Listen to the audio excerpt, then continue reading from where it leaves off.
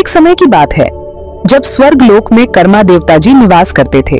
स्वर्गलोक में कर्मा देवता जी रहते थे। वो अपने दिव्य कर्तव्यों में व्यस्त रहते थे, लेकिन उनके मन में एक जिज्ञासा थी। उनका मन धरती पर जाने का कर रहा था।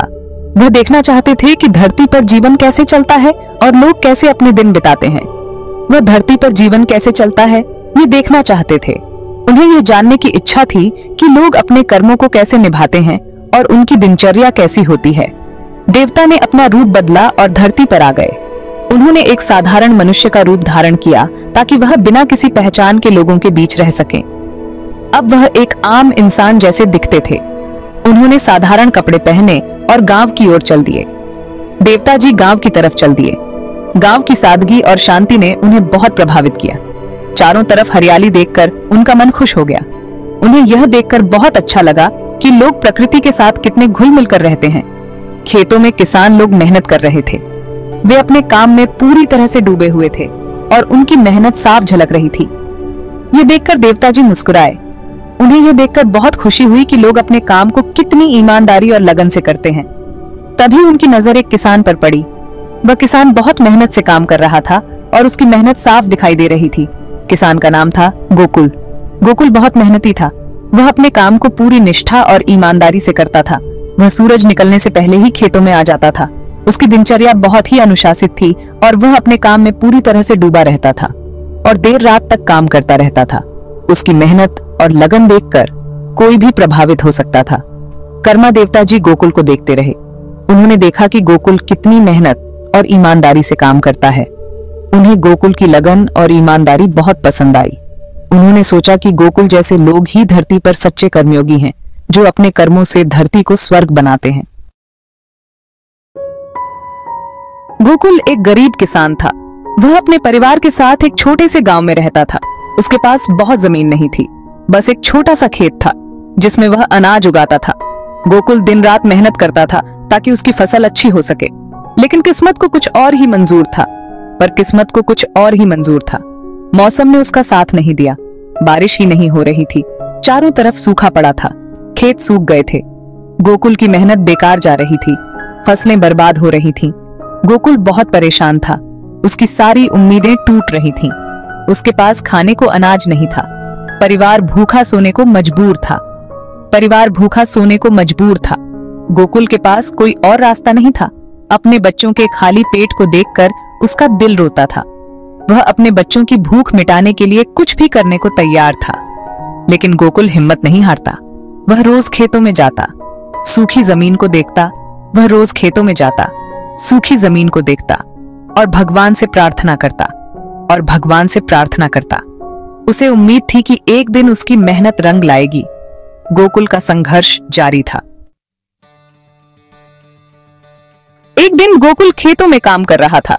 वह अपने खेतों में कड़ी मेहनत कर रहा था, लेकिन उसकी फसलें अच्छी नहीं हो रही थीं। उसकी मेहनत का फल उसे नहीं मिल रहा था और वह बहुत चिंतित था। तभी उसने देखा कि एक साधु महाराज जा रहे हैं। साधु महाराज का चेहरा बहुत ही शांत और तेजस्वी था, जैसे कि उनके पास सभी समस्याओं का समाधान हो। साधु बहुत ही शांत और तेजस्वी लग रहे थे। उनकी आंखों में एक अद्भुत चमक थी जो किसी को भी आकर्षित कर सकती थी। गोकुल ने सोचा कि शायद ये साधु उसकी मदद कर सकते हैं। गोकुल ने साधु को प्रणाम किया और पानी पिलाया। साधु ने गोकुल की विनम्रता को देखकर उसे आशीर्वाद दिया और पूछा, बेटा तुम इतने परेशान क्यों हो? साधु गोकुल को देखकर समझ गए कि यह बहुत परेशान है। गोकुल ने साधु को अपनी सारी समस्याएं बताईं और कहा कि उसकी मेहनत का कोई फल नहीं मिल रहा है। साधु ने कहा, बेटा मैं तुम्हारी परेशानी समझ सकता हूँ, लेकिन याद रखो भगवान पर भरोसा रखो। साधु ने गोकुल को समझाया कि भगवान हमेशा उनकी मेहनत का फल देते हैं, बस हमें धैर्य और विश्वास बनाए रखना चाहिए। वह तुम्हारी मेहनत जरूर रंग लाएगी। साधु ने गोकुल को प्रेरित किया कि वह अपनी मेहनत जारी रखे और कभी हार न माने। गोकुल ने साधु की बात मान ली।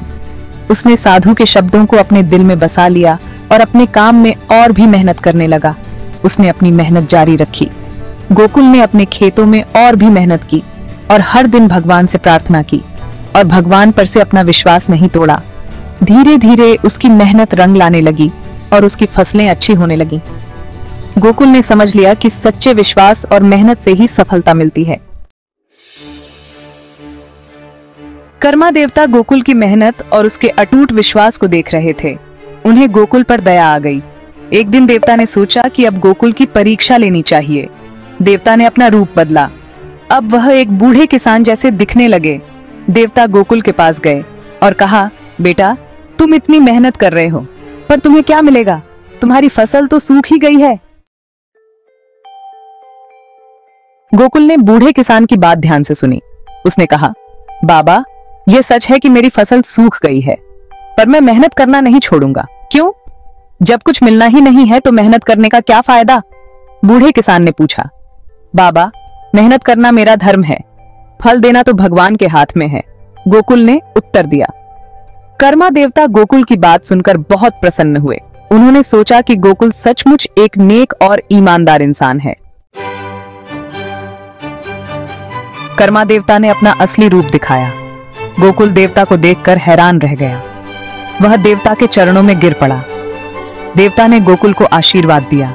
उन्होंने कहा, गोकुल, तुम सच में मेहनती इंसान हो। तुम्हारी मेहनत और विश्वास ने मुझे बहुत खुश किया है। देवता ने अपनी शक्ति से बारिश की। सूखे खेतों में फिर से जान आ गई। फसलें हरी भरी हो गईं। गोकुल बहुत खुश हुआ। कर्मा देवता ने गोकुल से कहा, जाओ गोकुल, तुम्हारी मेहनत कामयाब हो गई। अब तुम्हें कभी किसी चीज की कमी नहीं होगी।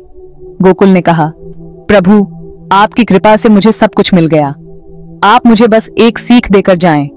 देवता ने मुस्कुराते हुए कहा, गोकुल, हमेशा याद रखना, काम करते रहो, फल की चिंता मत करो, फल जरूर मिलेगा। देवता जी चले गए। गोकुल ने हमेशा उनकी बातों को याद रखा। उसने अपनी मेहनत जारी रखी और भगवान पर भरोसा बनाए रखा। धीरे धीरे गोकुल की आर्थिक स्थिति सुधरने लगी। उसकी फसल अच्छी होने लगी। वह सुखी जीवन बिताने लगा। गोकुल ने अपने बच्चों को भी मेहनत और ईमानदारी की सीख दी। वह सबकी मदद करता रहा। गोकुल की कहानी हमें यह बताती है कि हमें कभी भी मेहनत करना नहीं छोड़ना चाहिए। भगवान पर भरोसा रखना चाहिए। कर्म ही पूजा है। जो व्यक्ति ईमानदारी से अपना काम करता है, उसे सफलता जरूर मिलती है। भगवान उसकी मदद